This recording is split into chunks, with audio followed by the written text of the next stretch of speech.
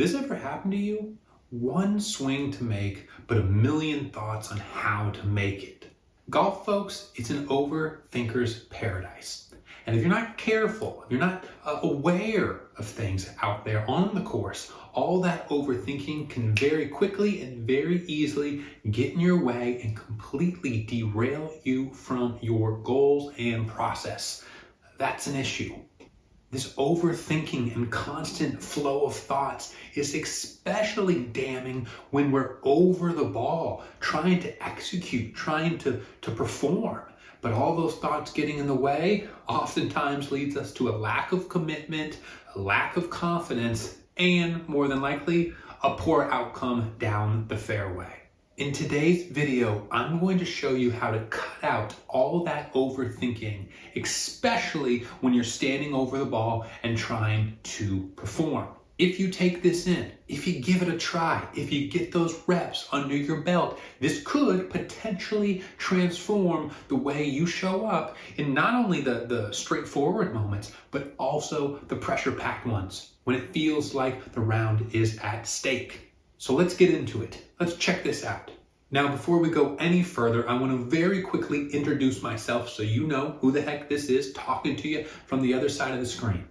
My name is Mindset Coach Trev. I'm a sports psychology trained mental performance coach, and I've been working with elite performers for the last 10 years plus. If you're a golfer who's looking to get better at the game, enjoy the game more, and finally start to tap into that potential you know you got, then please do yourself a favor, jump down below, subscribe to this video right here, right now. Let's just knock it out, and go ahead and like this video as well.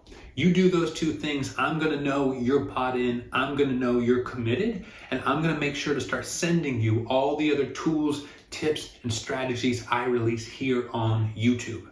Check this out. Your golf swing, it's a lot like this tub of water.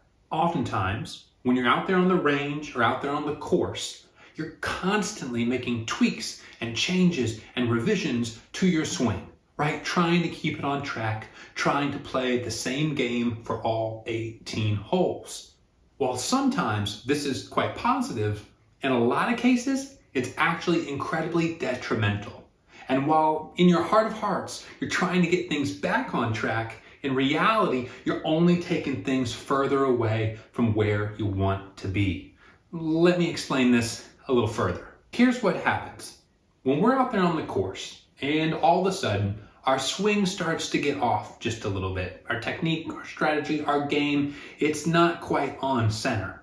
It's a little bit like this tub of water when I give it a shake. All of a sudden, there's waves, there's ripples, there's splashing, there's a little action going on. There's a little chaos happening within this water. Just like there's chaos happening within your game at that specific moment. On the course, maybe we start topping it a little bit. Maybe we start slicing it a little more consistently. Maybe we're hooking it constantly, landing OB, whatever it may be. Things start to go off path. So naturally, what do we try to do? Well, we try to fix it, just like we always do. Except in this case, things are a little different. You see, in this certain scenario, we're not acting out of curiosity oftentimes, or out of an open and learning first mindset. No. We're operating from a scarcity mindset, from a point of threat, from a point of stress. Really, the thought is, oh shit, I gotta figure this out. I gotta get my game back on track. It feels like it's slipping away. It feels like I'm losing it. So again, while these thoughts are racing through our head, what do we try to do? We try to fix it. Now, back to this tub of water. Realistically, it's a lot like your golf game. When things get off track, when we're not playing as consistently as we once were, when we start trying to fix our way through an issue, it's like me shaking this water and starting to get all these waves and ripples and splashing and commotion within. If all of a sudden I want to stop the waves and the splashing and the commotion within, well, there's nothing I can do by force that's going to make that happen. If I sit here and try to pad this water down to smooth it out, or if I try to run my hand back and forth over it to try to get it to calm down, well, that's not going to calm it down at all. In fact, it's going to do the total opposite. It's only going to stir this water up even more, creating more splashing and more chaos. You see, when we try to fix our way through a problem, when we try to change our swing a million times out on the course, trying to get back on track, it's pretty much like doing that same thing. The more we try to fix it, the more we intensify the mess, the more chaotic we make things, the more confused we get. So, in reality, here's the answer. With this shaking, splashing tub of water, the only way I can really get it to calm down is to take it and set it down. With your golf game, that means there's no need or no reason to try to fix our way through it. Instead, how can we simplify? How can we take our hands off the wheel, stop trying to think our way to the solution, and instead get back into our body, trust ourselves, and just swing? Well, the answer to that is exactly what we're here to break down. And here's what it is. It's all about finding your longest lever. Now, what exactly do I mean by finding your longest lever? I'll tell you, of course.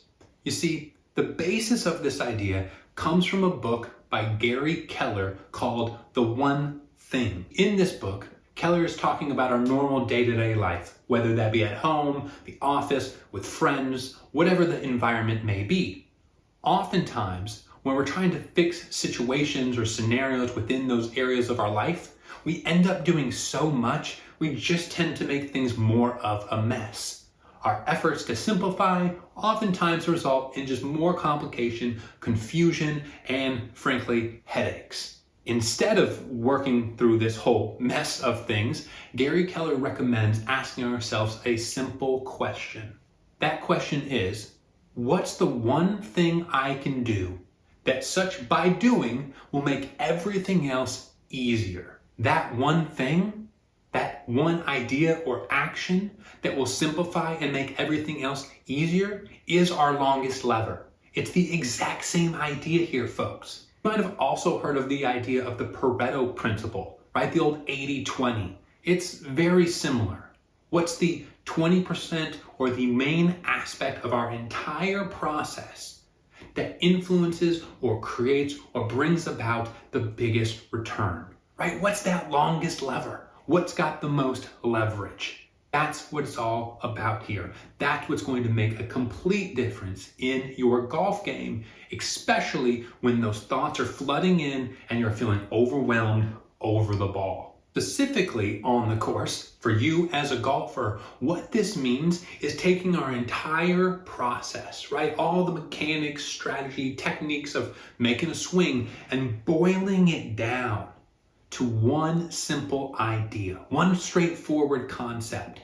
And all we'll do is anchor on that concept and allow it to become the entire essence of our focus. Let me go ahead and break that down a bit further and show you how to really do this for yourself. Now, before we get into the how-to, I want to really break down the why.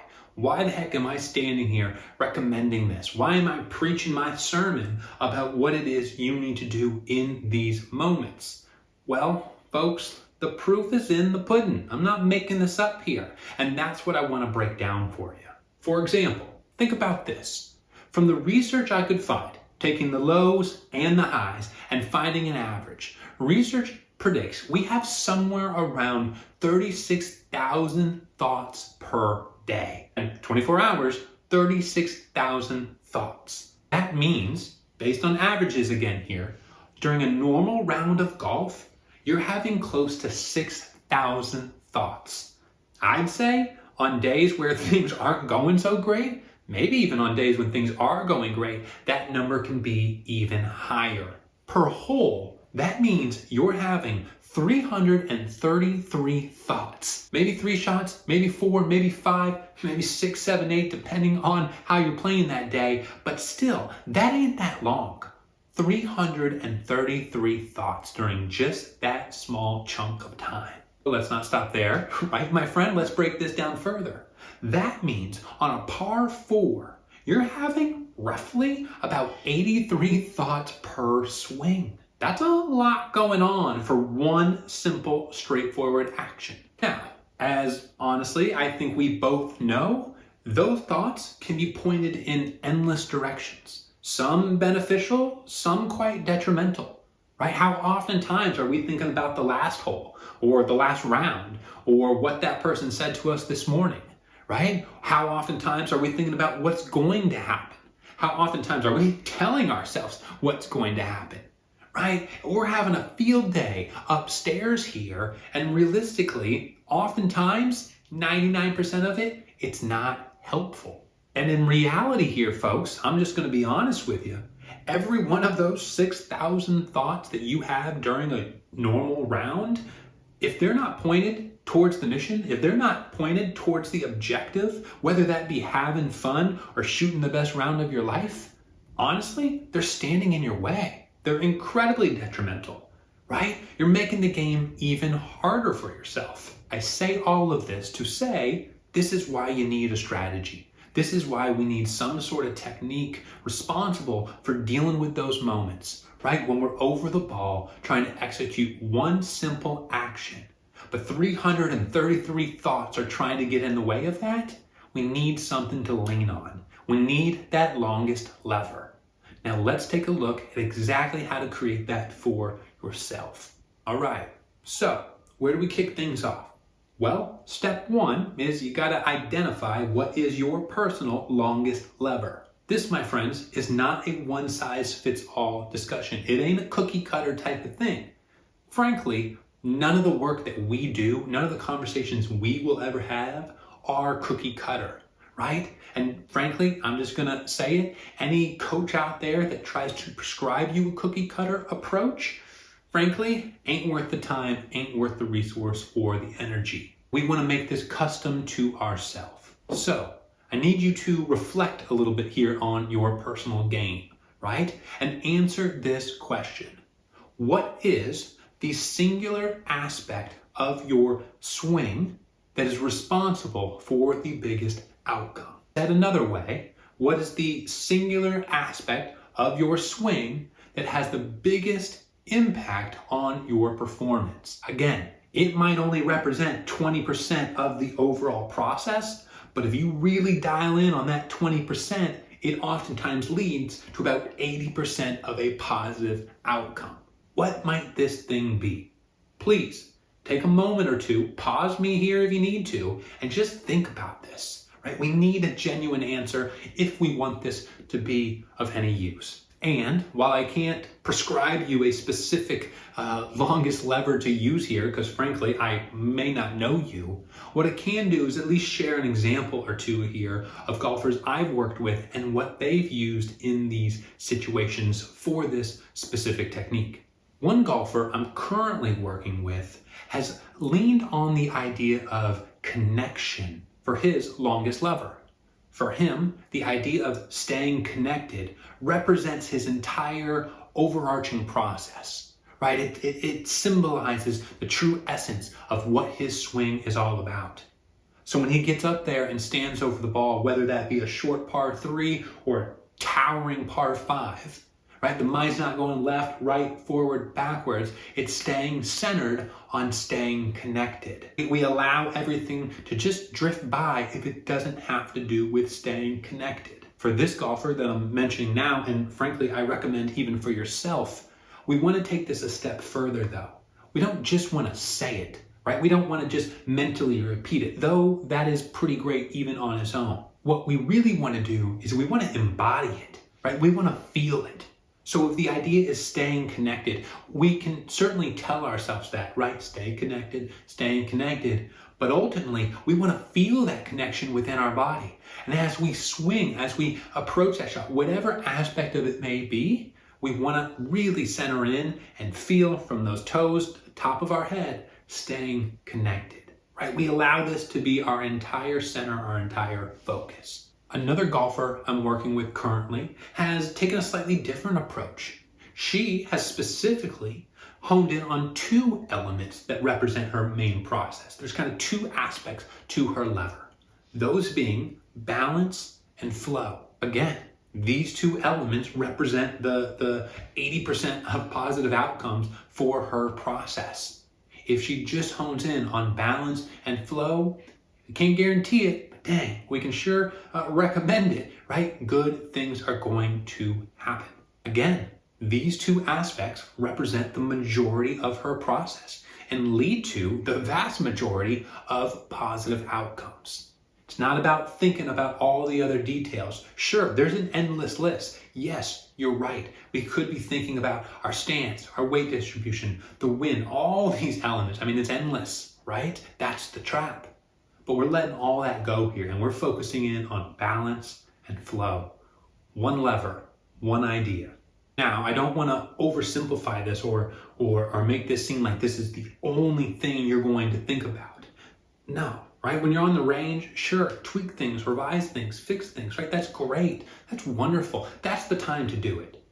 But when we're out there to perform, it's not practice. It's game time, right? And game time deserves dedicated, complete focus. If we're getting in the mix of trying to change things up and revise it on course in the heat of the moment, well, folks, that's like fixing the plane while you fly it, right? Not a great idea, oftentimes.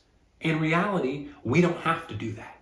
There is another path, and that's this: finding your longest lever and anchoring down to it. Lastly here, I know I sound like an absolute broken record, but these ideas, these techniques, these strategies, it's great when we sit here and just chat about them, right? It's great when you drop me a little comment and tell me, oh, wow, this is really going to make a difference. That's wonderful, right? Love it. But in reality, it ain't going to make a difference if you don't practice it, right? We want to be intentional and purposeful with our practice, with our time in life as a whole, but certainly when we're out there on the range or the course.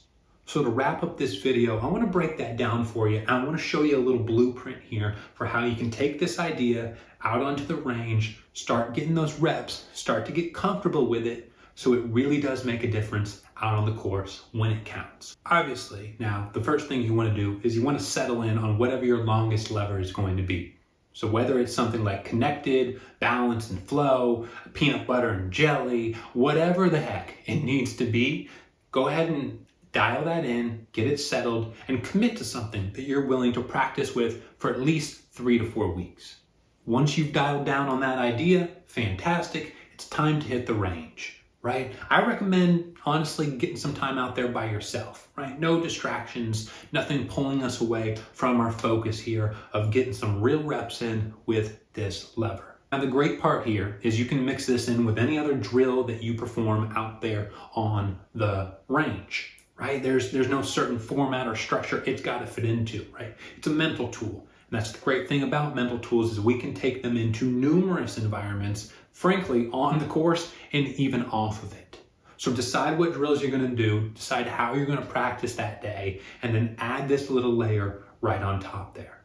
Whether it be right before you approach the ball, whether it be while you're actually standing over top of the ball, right? Find that spot that's right for you, but find that little window there where you're going to repeat to yourself that lever. Right? And that can be done internally in our minds silently, or shoot, go for it. Say it out loud, right? That can be softly, kind of just murmuring it to yourself. There's nothing wrong with that, right? The main thing is we want to hear it, right? We want to allow ourselves to really get sticky with it and stay connected with that anchor, with that lever. When it does come to getting these reps in, however, I do suggest this one tip.